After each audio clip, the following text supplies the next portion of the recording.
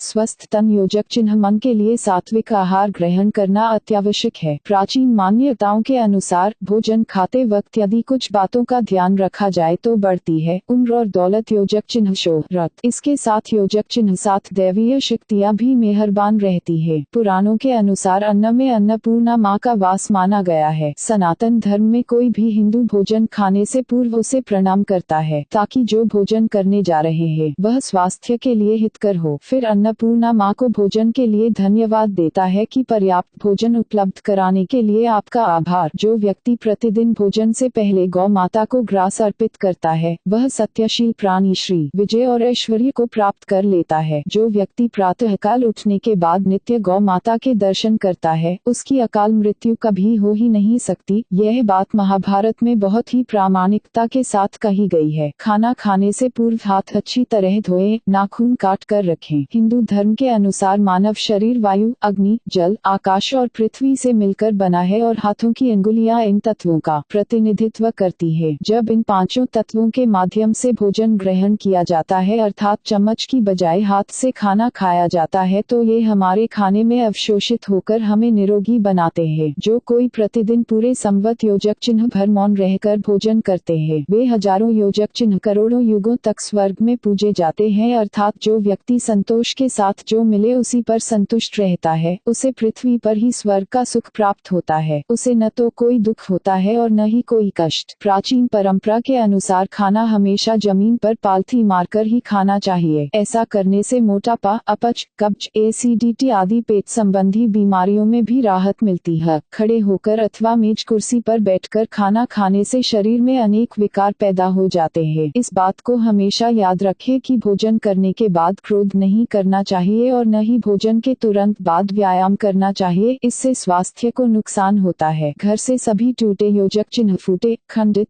दरार पड़े हुए तथा बेकार बर्तनों को हटा देना चाहिए। इससे वास्तु दोष का परिहार हो जाता है तथा घर में लक्ष्मी पुनः वास करती है। खंडित बर्तन में खाना खाने से हमारी जीवन शैली नकारात्मक बनती है। जैसे बर्तनों में हम भोजन करते हैं हमारा स्वभाव और स्वास्थ्य भी वैसा ही बन जाता है। इसी वजह से अच्छे और साफ बर्तन